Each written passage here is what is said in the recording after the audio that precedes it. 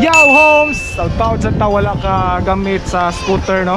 Kung nakabantay mo sa balita, especially spread naman siya sa social media, nabalitaan na siya sa uban nga mga news outlet nga ang katong mga naay e-scooter just like what I using now. Kinahanglan na i-register sa LTO. Kinahanglan na sad ang mga naay mga scooter, kinahanglan ng mga driver na ay lisensya. So karon ang pangutanan ni kung libre ba or dili. So kung dili, kana usa na sa mga issue nga kinahanglan nila ikuan. Labi na pagkakaroon gamit ang mga scooter, labi na shutdown ng mga mass transportation. So ang uban nag-decide og palit og mga scooter. So right now dili ta mo tog highway kay basin madakpan ta. Nindot ang dato nga guidelines kay para raman sa kayuhan sa mga motorist, di ba? So nindot ang dato nga ang uban ang mga major highways butangan nila og bike lane lang unta. So para katong na yung mga e-bikes, mga e-scooter, mga bicycle mutultol ra dito sa ilang lane, no? Nindot unta na. Well anyway, wala pa man ay approval, wala pa man siya totally na ay approved guidelines ani.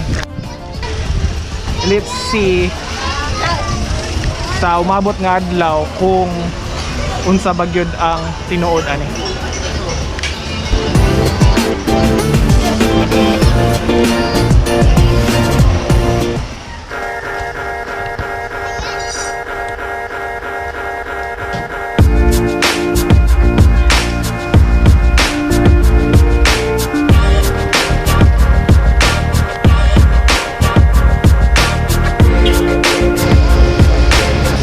Point ang pag-regulate sa mga e-scooter, ang pag-regulate sa LTFRB sa mga scooter, no? Kay kanim sa kung uban nga mga scooteros, kaning uban nga mga driver kay pataka nang gusto sila good drive, patakaw kuan mura man sila og kanang dili ni madas magad mura dili madutlan ba.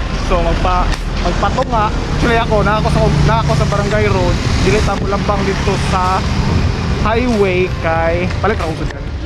So, mura ni. O ni nga, naghinay-hinay sa ko. Para taas kilid. Ako sa tao.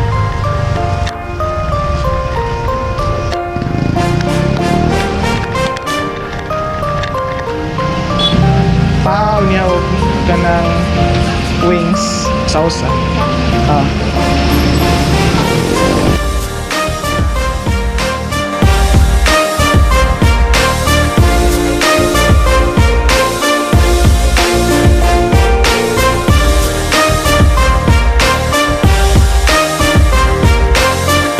Maugid siguro na isa sa mga rason na nung i-regulate ni sa LTFRB ang mga scooters, mga e-bikes o ganang mga one-stroke engine nga mga scooters gani. So kung OG ka nga homes na ako, kabantay ka sa akong mga older nga mga vlogs, kani akong igamit padung sa trabahoan. So ambot lang sunod ani kung nanay final decision na LTFRB makagamit ba ani sa highway, sure ko dili na gyud. So homes, mo to ang update no sa paggamit sa mga e-bikes. May bagong update gahapon lang after atong pag-shoot nako video, after akong ibang storya naslay update bago nga katong mga 25 kph nga mga e-bikes, 25 kph ang speed ra sa e-bikes kay dili na siya manginahanglan og registration, dili lang sa manginahanglan og driver's license ang mga owner. So safe ra to ang unit homes. So pagkakaroon na-day mi sa Il Corso dere sa SRP. So first time na ako dere and tanaw lang hindot kay hanapin sa dagat. Okay. Slap na, sulbad na imong pangutana. Ano man? Casino day na diha. Ang gitukod ka. Oh, nang kuan ba Isla Victoria? Di na mo Isla Victoria oy. Oo, lagi na. Lahi Ang ko, Isla Victoria? pero ang Kawit Island tukuran gugugo na og kanang kasa-kasa bro hotel. Napod na diha. Napod sad kay nga to ang tumoy aning tulay dito. Homes nagstorya mi diri kay nay mga bagong building ang ipang tukod diri ba. So ambot 3 years from now wapo na kay dito sa lugar. Marapan. Pero ba ito na mo? Doon kay gihapon ko. Masura. Sabi ang baso. Sa kuan kaya. Asa ka na ba yo? Na sila kung ano, na sila Sakay na lang ka ng- murag ka ng si tawag ay bay? Slide. Oh, slide. Oh, play na slide murag playground. Yan na At ka. least kung diri ka musuod. Ana ko. Dire. Oo. Lisod na gamay ka. Lisod ay lisod. Mori gadis niya bay? Oh, mare dyan. Ari, pare ang gadis niya. Farmers market. Matang mura siya pirate ship. Pero chill diri guys, oy chill. Kung namoy time area niya ni diri. Ambot daghan na siguro naka-ari diri. Okay, dili man ni kuan, dili man ni secret place. Ano yun? So, diri. Kaniyo. Has like galingong kuan. Chikaan sa Cebu. Pero di ba kani sila lugi diri no? Pila ko tako pwede ka ni gloss. Accumulated gloss na. Wala gyud. Wa pa gid mi kasuod sa mall. Ngita pa gid mi sa entrance. Pero nara diri mangligaw. Mo na ning entrance.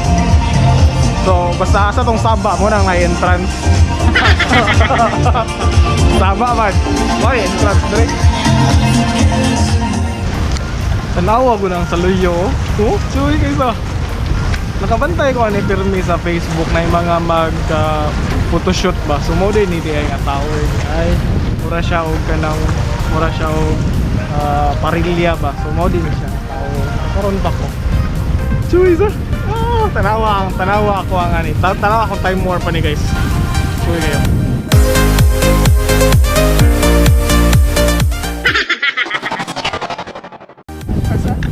So homies, nakalingkod na gid mi no, nakalingkod na kita na gid mi na midri sa Parilya. So dito tre hayahay kay labis dagat. Onya diri lang nato tapuson na to ang vlog. See you next week homes, and before that please don't forget to like, comment and subscribe. Please show your support. Kung ganahan mo sa akong t-shirt, ako baligyan ang t-shirt. Charet! It's your Romy again, Ian. Peace out. Memories like this never end. No, they don't fade away.